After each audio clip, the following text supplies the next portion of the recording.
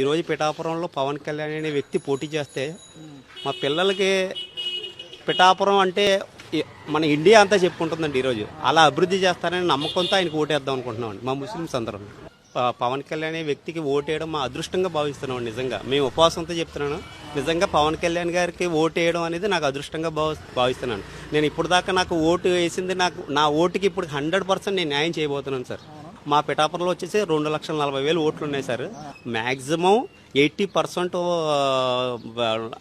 BC voting కూడా పవన్ కళ్యాణ్ గారికి పడుతుందండి. గ్యారెంటీగా పవన్ కళ్యాణ్ గారికి పడుతుంది. మరి ఓటుకి 10,000 ఐసీబీఎల్ పంపిస్తే ఏంటి పరిస్థితి సార్? ఓటుకి ₹1,00,000 ఇచ్చినా సరే పవన్ కళ్యాణ్ గారికి ఓటు పడిపోద్దండి, నో డౌట్ అందులోని. ఎందుకంటే పవన్ కళ్యాణ్ గారు అనే వ్యక్తికి ఓటు వేయకపోతే పాపం అనిపిస్తుందండి, అంతే. అలాంటి మంచి వ్యక్తి సార్. గంటకి ఆయన సినిమాల్లోకి వెళ్ళిపోతే ఒక రోజు ఆయన షూట్ చేస్తే 3 కోట్లు సంపాదించుకుంటాడండి. ఆయనకి అవసరం ఏముంది సార్ ఇలా జనాల్లో తిరిగి? కానీ జనాలకి ఏదో చేద్దామని వస్తున్నాడు ఆయన. ఒక్క అవకాశం ఇద్దాం సార్ ఆయనకి, ఒకే ఒక అవకాశం.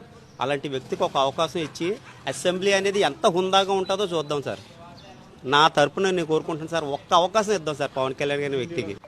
मैं एक रिक्वेस्ट करते हैं हमारे मुसलमान सबको भी, पवन कल्याण सकेगा आदमी को हमें जिता ले तो अब तक का हो सो पॉलिटिक्स चल गए 2024 से पवन कल्याण सकेगा आदमी असेंबली में जाए पीछे वो असेंबली का हुंदा भी अलग रहता, पॉलिटिक्स भी अलग रहते, क्लीन पॉलिटिक्स को दिख सकते हमें. क्लीन पॉलिटिक्स अब तक का क्लीन पॉलिटिक्स नहीं, अब तक का अब क्लीन पॉलिटिक्स को दिखना कहते तो पवन कल्याण सकेगा आदमी को हमें एमएलए कर लेना.